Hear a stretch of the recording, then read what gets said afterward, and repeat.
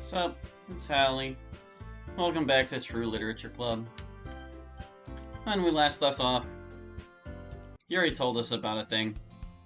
It's the day of the festival. After making sure the paint is dry on the banner, I gently gather it up to take it to school. I sent Sayori my usual "wake up, dummy" text. Shortly after, she texts back, 5 more minutes. I've had enough experience of her 5 more minutes texts to know there's no point in waiting for her. I wouldn't have minded having her help, rather. But that's fine. I can carry the banner on my own. I text her back to let her know I'll meet her at the festival. As I walk through the school, I see all the various clubs setting up for the festival. I pass by the anime club where it looks like they've set up a marathon of my favorite anime. I would love to stay and watch, but I really need to deliver this banner to our club room. Club room, yeah. As I enter the club room, I recognize the jasmine smell of Yuri's diffuser filling the air. Monika is laying out pamphlets on each of the desks. Natsuki is setting cupcakes on platters for guests. They're laid out in a kaleidoscope of different colors. And Yuri is putting up black paper in the windows. Hallie, thank you for bringing this. I'll get started on it right away. Here, you can help put up the curtain. She gestures toward the ribbons and origami paper that she has all lined up as she lays the banner across the floor at the front of the room. She gets to work, painting her message as I hang the ribbons in the doorway. Before long, I have the origami curtain complete. The ribbons shimmer in the low light. It's a nice effect. I look over at Yuri, where she's hanging up her finished message. It says, "Be yourself. Everyone else is already taken." Do you like it? It's from Oscar Wilde. I was feeling a little inspired by our time together yesterday. Perhaps being myself isn't as bad and scary as I made it out to be. You seem to have a bit of paint on your neck there. Oh, do I? I wonder how that happened. There's a towel on that desk if you wouldn't mind. I see the towel next to a conspicuously placed basin of water. I'm sure that getting paint on her was no accident, but I play along. Here, let me help you with that. I dunk the towel in the water, which is surprisingly warm. I gently towel off her neck. Suddenly, Sayori bursts in through the curtain at the door. Whee! So sparkly, I love it! She runs back through it again. Whee! And again. Whee! It's good to see Sayori so cheerful again. I guess last Friday really was just a one-time thing. Sayori, quit being such a dummy. Okay. Sayori, good, now we're all here. Okay, everyone. I hope all of you are ready to perform your poems. Sayori seems to brighten up at the prospect of sharing poems. Natsuki has a resigned but determined look on her face. Yuri just shudders and looks very pale. I put a reassuring hand on her shoulder. You can do it, Yuri. She nods, still looking anxious. As president, I think it makes the most sense for me to go first, so I'll go first. Everyone looks surprised. Well, I won't stop you then. That actually works well, because it will give me the chance to read visitors. Speaking of which... It looks like we have our first guests at the door. Monika goes to greet them. Hi there, come in. Welcome to the Literature Club. Have a cupcake. So I remember most of this dialogue from whenever we did it with Sayori's, but we don't have the skip feature, which means that this is not the same text. They just copy-pasted it somewhere else, instead of doing, like, fork variables. Oh, you silly Billy. Monika introduces herself and invites people to sit down for the performance. I guess that means it's time for Yuri to recite her poem. Good luck, Yuri! She gives me a very nervous smile as she moves to the podium at the front of the room. As she starts to recite her poem, she is visibly shaking from apprehension. But like before, she quickly regains her confidence. Her voice builds in intensity until a particularly dramatic moment, at which point she glances at me as she drums rhythmically on the podium with her hands. It could have been corny, but somehow she blends the movement in seamlessly with the climax of her poem. And as she finishes, I make sure to start the applause, just in case people forget like last time. Like last time? Nobody read before her. After awkwardly taking a bow, she rushes back into the audience to sit next to me. She's still shaking, but flushed with excitement as she whispers to me, I did it. Monika carries on with introductions and moving the performance along, but my attention is occupied with Yuri as we carry on our whispered conversation. That was great, Yuri. I liked your little addition to at the end. Yuri chuckles. It just felt right, so I went with it. What made you decide to go first? I didn't know you had it in you. Well, Our conversation yesterday made me think about a lot of things. I've spent so much of my life feeling ashamed of myself. It's made me afraid to put myself out there and let the world see me. And I suppose I just wanted to throw myself into a situation where I can't hide.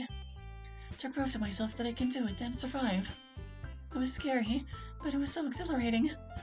And I have you to thank for giving me the courage to do it. Wow, I'm glad I could have that effect on you, Yuri. Also, I'd like to take you up on your offer. My offer? After the festival, if it's alright with you. I think it might be nice to come over and read together. I'm surprised at Yuri's frankness. She didn't even hesitate or blush like she usually does. Sure, Yuri, sounds like a good time. The rest of the festival carries on, but it's all just a blur to me. I find myself reflecting on that moment, knowing that I may have brought about a positive change in someone's life is a good feeling. It's funny now to think that I didn't even want to be in this club at first. I wonder what my second week will bring. And that's it for Yuri's route. Yeah. And now we'll go do Natsuki's. And we need to find Monica's. We need to remember. Yeah, she has a route too. Which we have to be. Yeah, we have to do. It's one poem for each of them, but nobody has to dislike us. So. Yeah. Yeah. Just making sure I've got it all figured out. Oh, we gotta go new game. We gotta go new game now. Blah blah blah blah blah. Just the poem in the game within the mod. So now we gotta write for you. Ah boy. Papa. Lipstick. Let's see. She likes all like the simple vapid words. Girly stuff. Like nothing that's listed here. Maybe awesome. No, even awesome with Sayori. Kawaii. Puppy. Rainbow, or is that Sayori? That might be Sayori. I don't know if Sayori. Pink. Socks. And then parfait. Milk.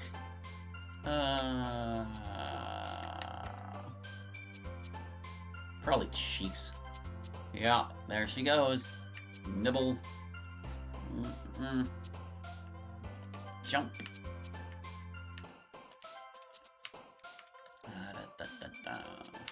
Fluffy. Chocolate. I double tapped. I was lucky that chocolate was there. Funny. Mouse.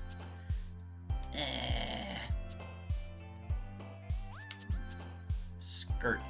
Oop. We threw a Yuri bird in there, so she would feel okay with it. Natsuki loves my poem. Oh, Yuri doesn't like it. I wonder why. Gosh. Well, let's see. Marshmallow. Mouse.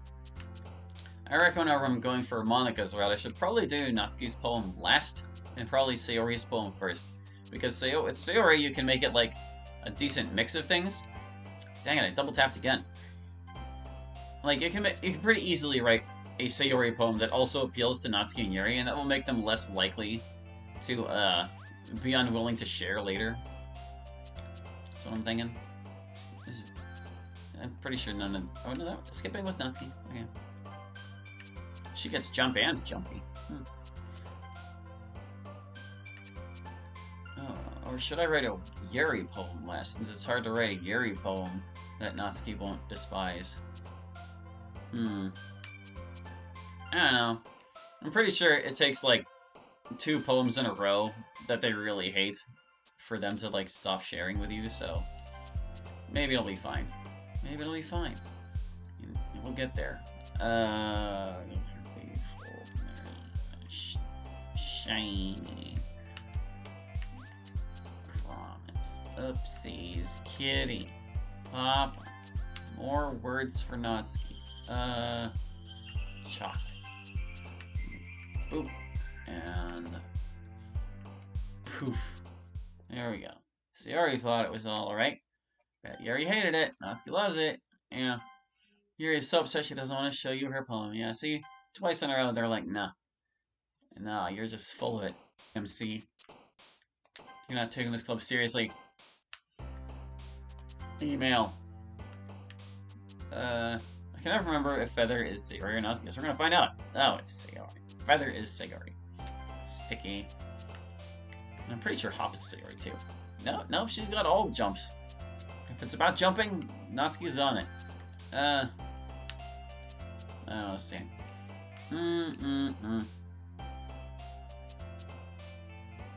I don't feel like any of these are particularly Natsuki words. There's cheeks again. Games. Skirt. Puppy. Kitty. See, she likes puppies and kitties, you guys. If it's a small, domesticated animal, she's all for it. Headphones. Poof. Bubbles. Vanilla. Anime. Sayori's still down with it. But she's saying she leaves. Natsuki loves it. Yuri doesn't want to share poems with you. Alright, I decided to spend the weekend with. Smiley face. Everyone looks straight at me. Guess we're gonna go with Yuri again. No, Natsuki. Right, yeah, there we go. The start of Natsuki's route is the same as the original, too. What is your choice? I will just skip to the new content, please. You and Natsuki make cupcakes together, and she is now getting ready to leave. Besides, when my dad cooks, I need to eat as much of it as I can. This seems a bit odd to me. I mean, I got the feeling that Natsuki's dad was strict, but this sounds like something else. Suddenly, Natsuki gets a surprised, tense look on her face. Her eyes are still on the cupcake tray. Hey! She reaches out for the cupcake nearest her, one that I wrote birthday on. What? How did you know? Huh? Know what? Natsuki seems to realize that I don't know what she's talking about and puts the cupcake back. Never mind. It was your suggestion, remember? You said the nozzle is for writing happy birthday or whatever. I was kind of just writing random words, to be honest. Oh, right. Natsuki seems mad at herself for her outburst. Natsuki, is it your birthday today? Natsuki looks irritated. No, it's not. It was on Thursday. Oh, well, happy belated birthday? For some reason, this seems to make her more irritated. She says through gritted teeth. Thanks. It's just another reminder that I'm still the youngest one in the room. I get the feeling that this is a sensitive subject for her. Maybe I shouldn't press her any further about it. But on the other hand, I think I'm pretty good at handling her temper by now. Does anyone else in the club know? I just don't want anyone making a big deal about it, okay? I can just picture it. Mock and Sayori would put on some big display of affection, and Yuri would pretend not to hate me for the day. And it would all be so fake and just, no thanks. I just wish my dad hadn't forgotten. That kind of came out of nowhere. I kind of sense that underneath Natsuki's hostility, this is a source of some pain for her. Does he do that a lot? Huh? Well, he's just been going through a rough time for a while. I mean, I'm still pretty mad at him, but he's all I've got. So, I don't hold him against him, not really. What about your mom? She's not around anymore. For the first time, it occurs to me that Natsuki has never talked about her mother. I stammer awkwardly. I'm sorry, I didn't realize you had lost her. More like she lost us. I have no idea what Natsuki means by that. Things used to be so much better. Like we were happy, my parents and me. I wish I knew what went wrong. We all loved each other. And then, one day she just left for some other guy. And I never saw her again. And it's like my dad's been constantly angry ever since. Every day is another stupid fight. Dumb stuff like what I'm wearing, what friends I spend time with. I don't dare keep my manga around the house. He'd probably think it's too childish or girly or whatever. Or he'll ask stupid questions, like if I'm gay or... I'm not gay. I like boys, okay? So... Never mind. Natsuki blushes furiously. Anyway, it's always just some excuse to start a fight. I just try to avoid it most of the time. The literature club is a good excuse to stay out of the house. Natsuki sighs, looking downcast. Anyway, I don't know why I'm telling you all this. I don't really expect you to care. I get the feeling that Natsuki doesn't usually talk about this sort of thing. Or perhaps ever. Well, the reason you're telling me is probably the most obvious. Because you want to. I mean, it sounds like you've wanted to talk to someone about it for a while. I guess. I don't really have anyone to talk about it, or talk to about it. My dad would just say that I can't count on anyone. He likes to remind me about that a lot. And, I mean, I know it's a load of bullcrap. I know he's just saying it because he's angry, but it's also kind of hard to ignore. Like, Mom and Dad were as close as two people could be. And it's like, no matter how loving someone is, they'll still let you down. How can I trust anyone when... Well, anyway, I guess what I'm saying is it's really hard to find people to trust. So... Natsuki mumbles. Thank you for being a good listener. For an instant, it feels like Natsuki is letting her guard down and showing real vulnerability. It's only for an instant, though. So you'd better not let me down, Hallie, or I really will beat the crap out of you. Okay, I get it. I'll add that to your list of threats against me. Yeah, that's right, you better fear me. I'll consider myself warned. And, I just want to say, for what it's worth, I'm sorry to hear about the trouble you have with your dad. It sounds pretty frustrating to deal with. It is, but it's not so bad, really. Honestly, I can handle it when he gets like that. I mean, usually... Natsuki's confidence seems to falter. It's just that sometimes he... Well, okay, this is gonna sound kind of bad. I think I know what Natsuki's trying to say. Do you? I don't know how to say it except just say it. Does he beat you? What? No! Jeez, why the hell do people think I'm being abused or something? No, my dad doesn't beat me, okay? Embarrassed, I stammer. Well, I rally my thoughts. Didn't you say the other day that he'd kill you if you had a guy over? Yeah, well, I didn't mean it like that. I just don't want anyone to see him on his bad days.